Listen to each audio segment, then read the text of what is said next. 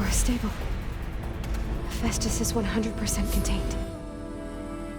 Now we better get started with the merge.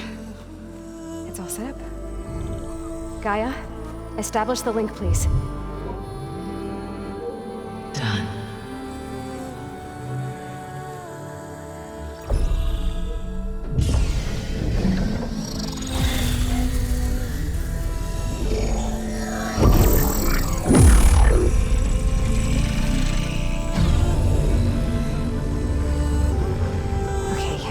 To complete the merge, we need to excise Hephaestus' malicious code.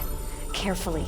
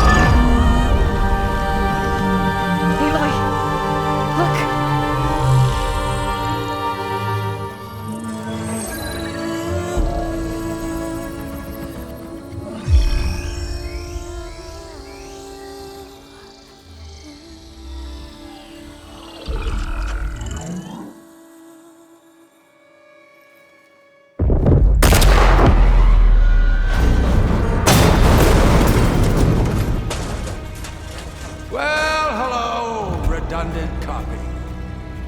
You cost us quite a lot of time.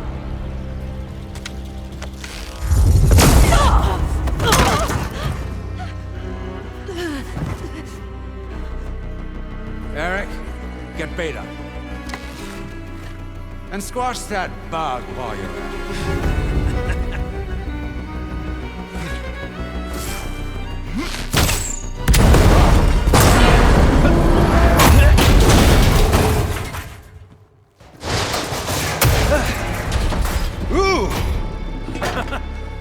Get behind me.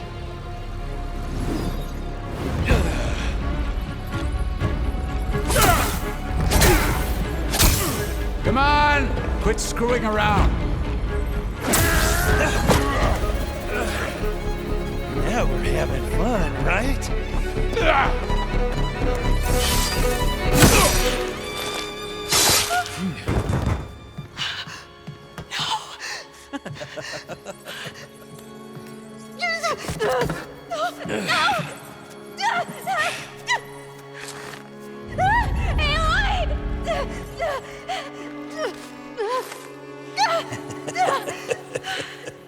Finally.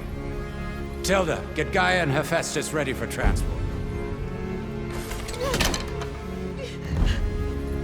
Tilda! I failed. Hush. All is not lost. Tilda! What the hell are you doing? Stop her! I can't even see her!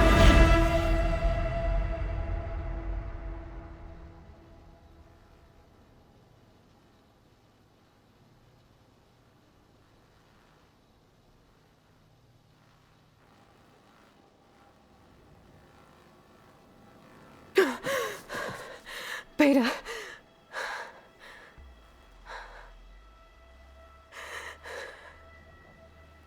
Varl.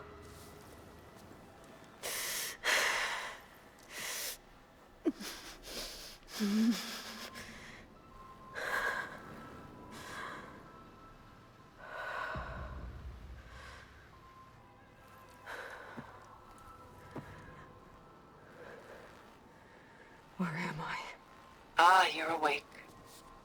You took quite a hit when Gerard attacked you. I imagine you must still be in a great deal of pain.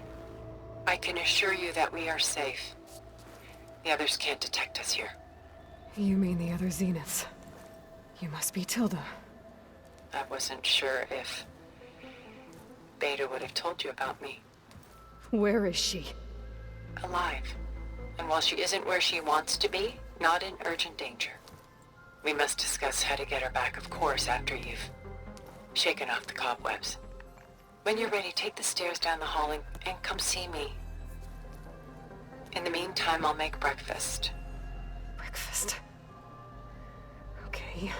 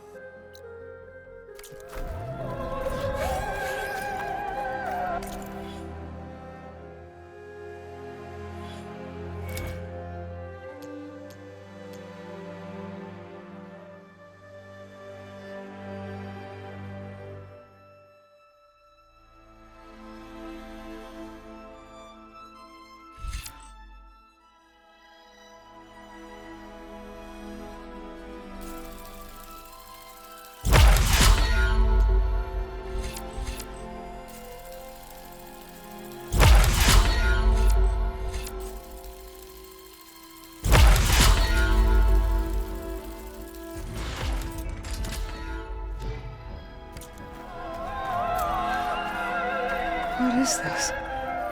Just a few favorites from my collection. Rescued and stored here just before I went off-world. Take a look, if you like. I'm curious to hear your impressions. My friend is dead. Done so soon? I've got more important things to worry about. We both do. There is much we are trying to save.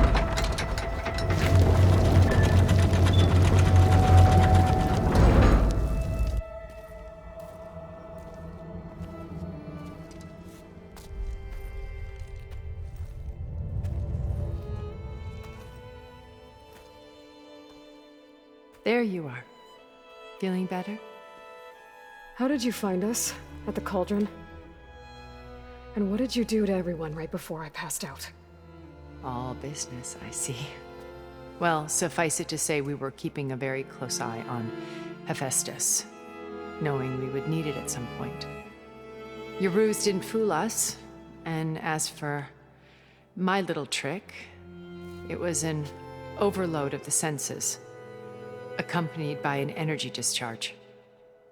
Gerard and Eric were only momentarily disoriented due to their shields, but it rendered you unconscious while I got you out. Perhaps some breakfast might steady you a bit?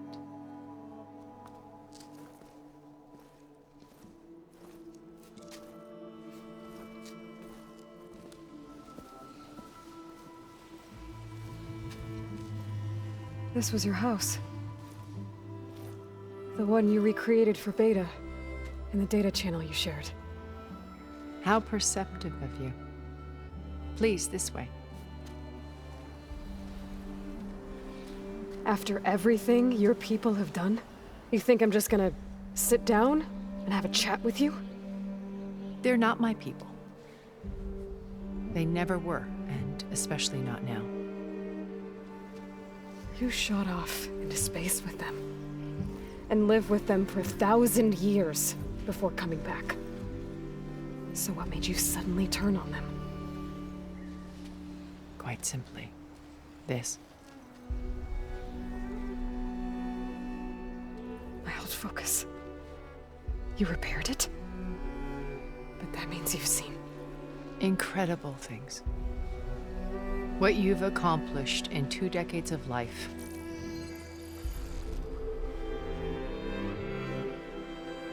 A 1,000 years at my back and I haven't even come close.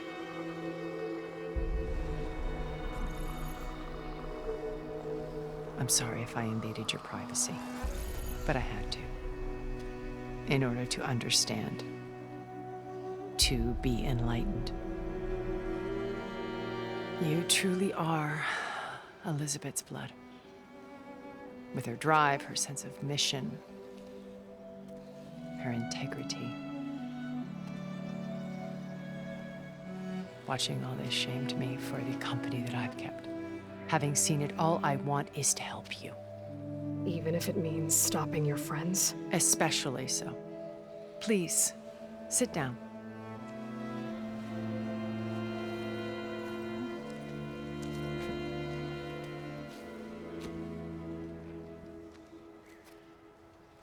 There. That's better. Now, we must recover Beta and Gaia at all costs. By now, you must know that Gerard intends to use Gaia to reboot the Earth's biosphere, remaking this world to specifications that would only suit us immortals. This process will kill every living thing on the planet. He calls it a clean install. Not if I stop him first. Not if we do. And once he and the others are gone, we can work together to fulfill Elizabeth's dream. I'm sure Beta told you that there's a build of the Apollo database on board our ship. A complete collection of human knowledge. With that and Gaia, we could do everything Elizabeth wanted. Heal the biosphere, educate the people of this world, uplift them. Create the world she imagined. Let's not get ahead of ourselves. From what I've seen, your friends are invincible. I do wish you would stop calling them my friends. And they're not invincible.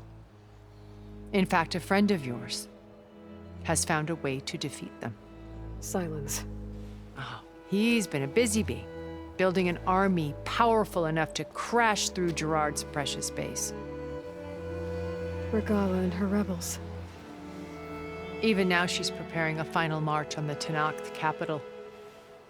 When she wins, she'll have the entire tribe under her control. Hundreds of warriors and machines to throw at the base. She's been duped. They'll all perish, of course. But it should be enough to break Gerard's defenses and allow Silence to kill him. Along with all the others. Using the new weapon he's developed. Yes, he's found a way to circumvent our shields. Truly an exceptional man. He's planned for everything. Except you and me. You see, while his army is battering down Gerard's doors, you and I will sneak in through a back way. One that only I know about. While Silence and my friends are busy battling each other, we'll take back Beta and Gaia. I told you I want to help you. I mean it.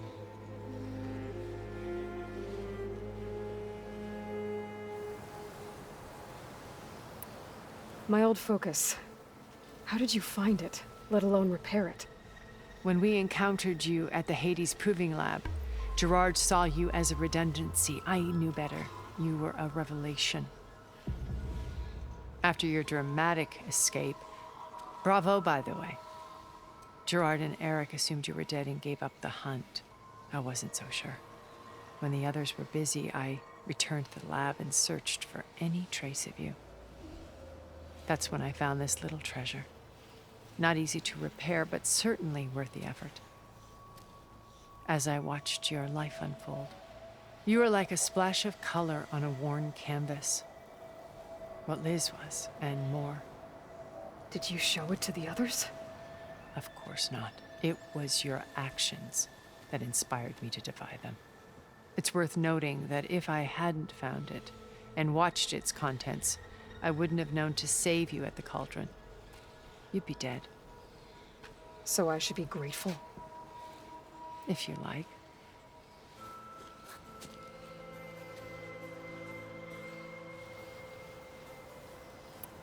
So you know all about me.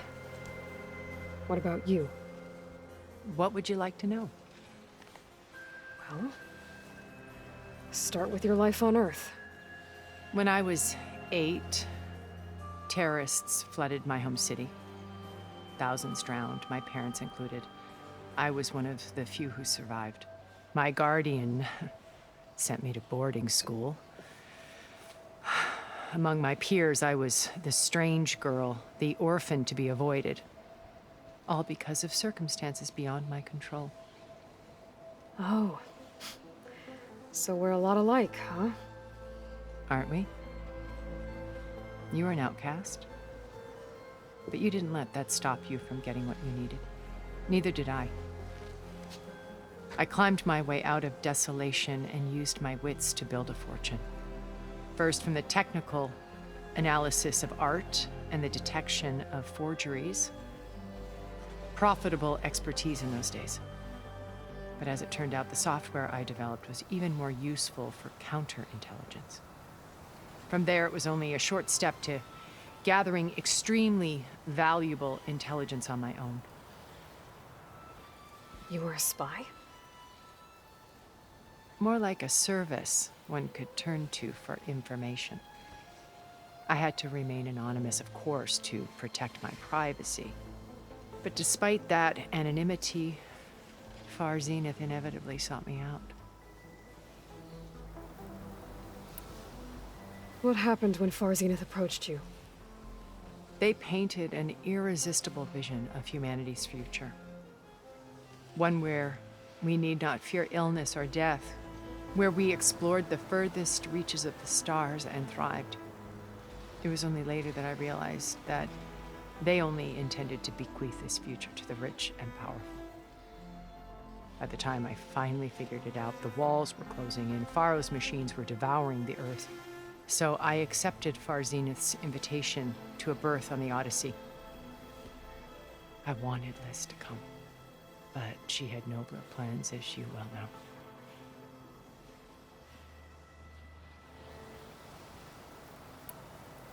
So you didn't know the other Zeniths were monsters until it was too late? I knew some of them were, certainly.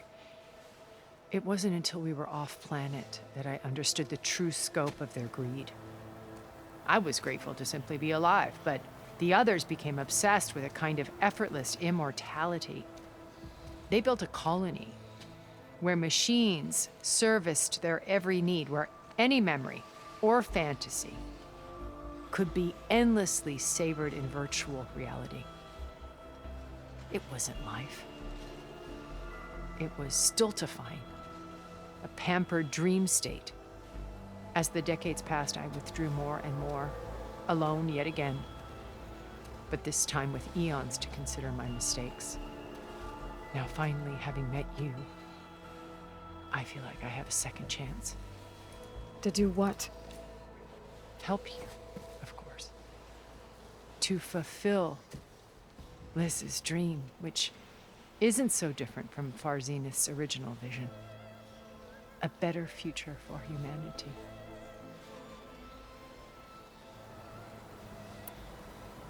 You said Beta is not in urgent danger, so what are the Zeniths doing to her?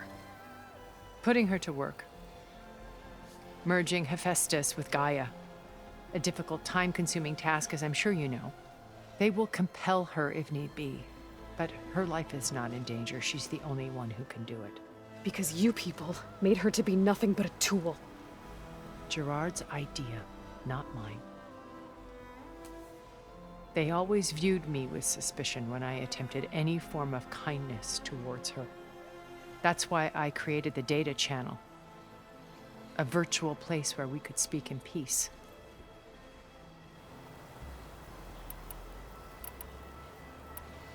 So this channel you shared with Beta, none of the other Zeniths ever found out about it. Gerard believes he's the most cunning of all of us. Even after 1,000 years, he still can't imagine that I would outwit him. The channel allowed me to interact with Beta away from their mistrustful eyes. It offered us a chance to be ourselves. Until you cut off all contact. Yes, though it pained me. I was worried that our meetings would do her more harm than good. Well, she felt like you tossed her aside. I was afraid the others would find out and punish her. She may not have had the comforts of friendship anymore, but at least I ensured she was safe. I know it seems harsh, but you must believe that her well-being has always been paramount to me. Why did you make the data channel look like this place? I built this house as a shelter to weather any storm. A safe place. Not just for me, but for the art stored below. Cultural artifacts of incalculable value. Truly some of the greatest achievements of human civilization. And you wanted Beta to see them? Yes. Her upbringing was so cold and technical. I thought if she could experience Vermeer and Rembrandt, it would bring something else into her life. A heritage every bit as valuable as the scientific and technical data being drummed into her. I'm sorry I had to cut off contact, but I'll never regret sharing this house with her. She needed its shelter even more than I did. Beta told me your colony was destroyed. That you came back to Earth because you had nowhere else to go. It's true. After we reached our destination, a planet in the Sirius star system, we spent decades building a new home. The physical constraints of Earth, the boundaries of mortality, gone. To think of what we could have done with it. It might have been a utopia. Instead, we stagnated, absorbed in effortless comforts and virtual realities. It took a cataclysm to finally yank us out of our stupor. What happened? A massive geological event. We knew of instabilities in the planet core, but we underestimated them. By the time the collapse was upon us, it was too late to stop it. Only a few of us made it to the ship in time. We set course for Earth, the only safe harbor left to us. Which you decided to make unsafe for anyone else. Not me. Gerard. He believes it's better to wipe the canvas clean than work around the smudges. No more primitive tribes, no more combat machines, only a blank slate to do with as he pleases. But we will stop him. All we have to do is get into that base. What exactly is your plan to sneak into the Zenith base? We will make use of a lesson I learned from an early age. Always know your exits. In this case, a place where Gerard's new construction meets the ancient foundation, a passage that only I can access.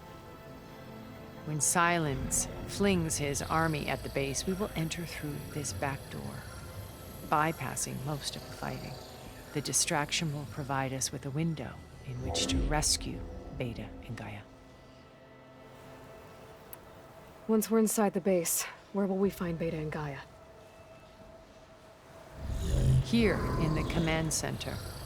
By then, Gaia will have been reunited with all of its subordinate functions, including Hephaestus. What about the alpha build of Apollo on your ship?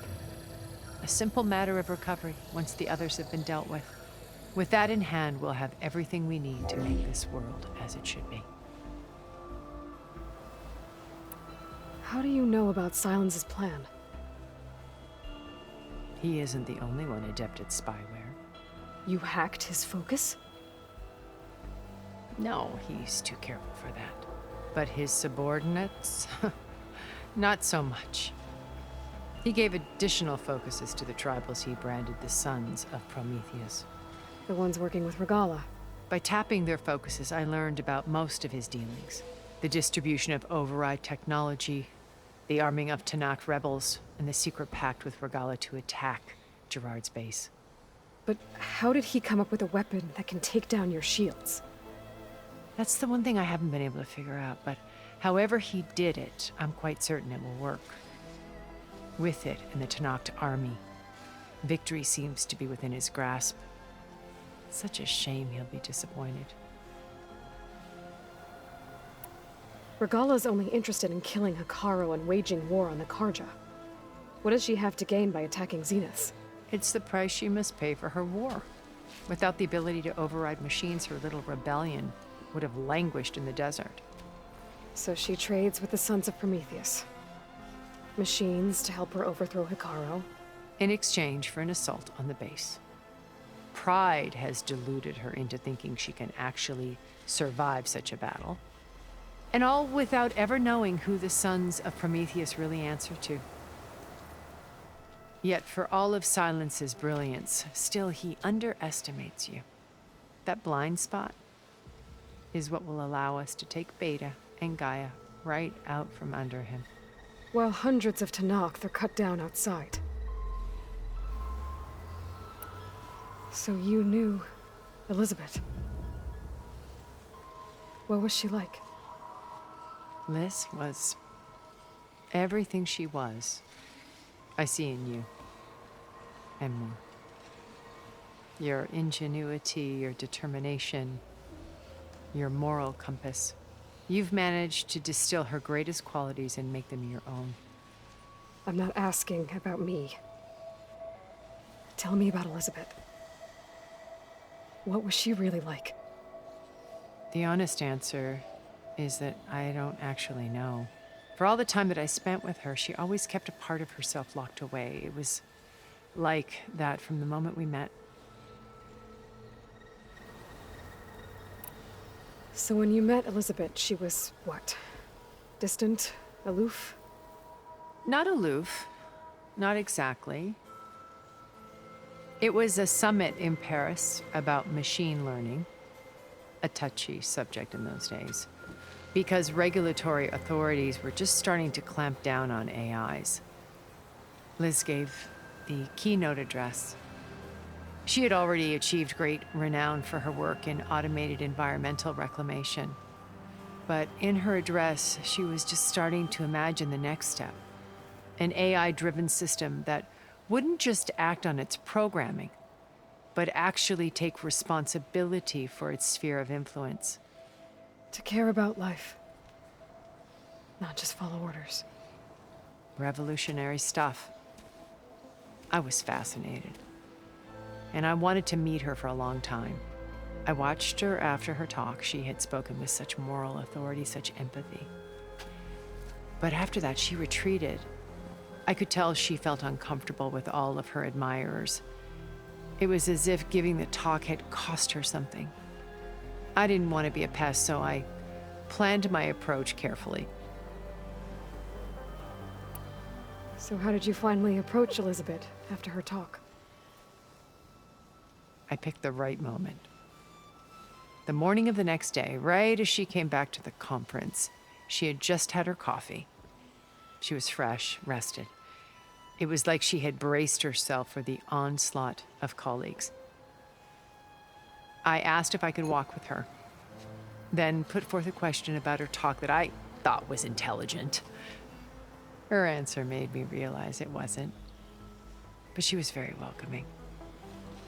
Almost as if we were previously acquainted. It was only halfway through the conversation that I realized she knew exactly who I was. It was quite a shock to me. My business was trafficking in secrets, and I took great pains to protect my anonymity. So that was Liz, perpetually one step ahead. I came to view our meeting as a metaphor for our friendship. She always seemed to know me far better than I knew her. I guess I know the feeling.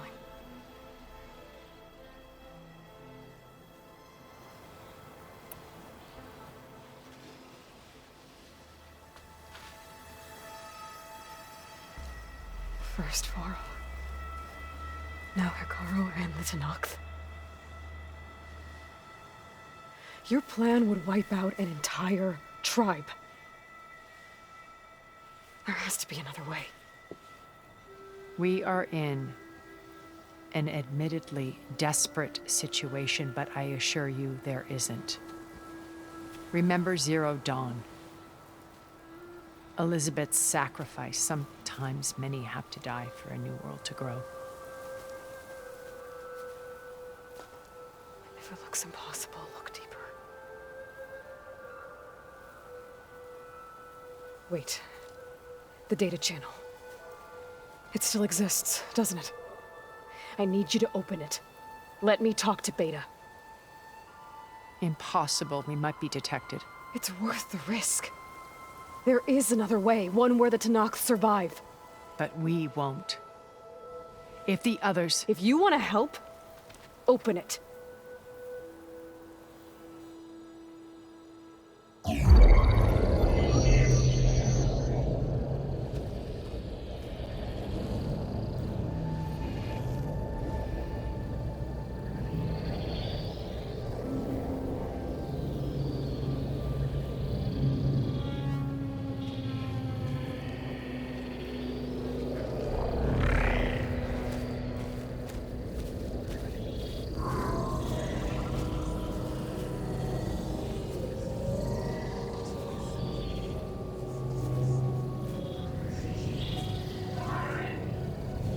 What are they doing to her?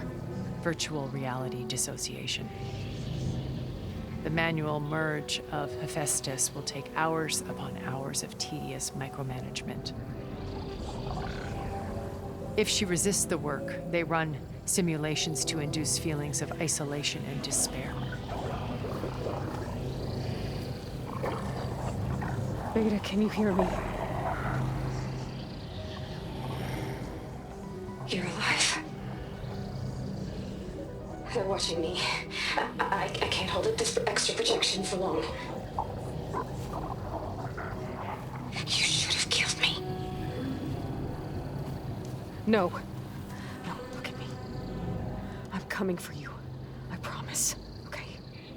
I just need you to hold out a little while longer and work on the merge.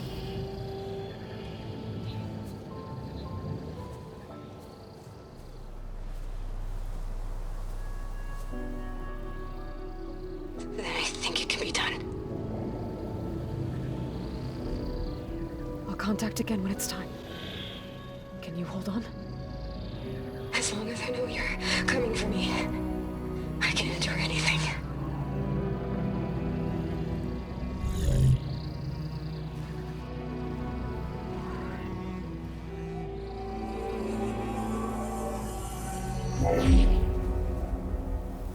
All right. I did as you asked. Now I think you need to tell me what you're planning. I'm going to take Sylens' army away. I don't need it. Only the weapon he made to penetrate your shields. And how do you propose to get it? Ask him nicely? With Argala and her rebels, he won't have a choice. We'll be his only option. Only option for what? What did you tell her? That is between me and my sister.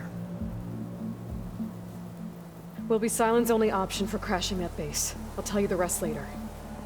But first, there are a couple of things I have to do. Oh. And what are those?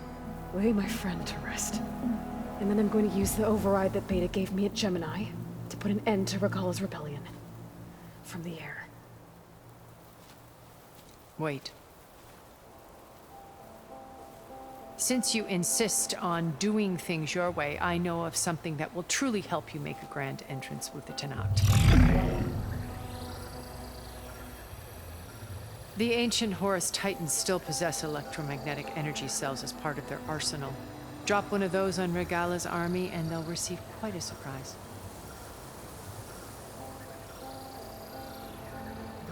So go, do what you must. I'll come to your base if you manage to bring Sylens to the table. Not if. When.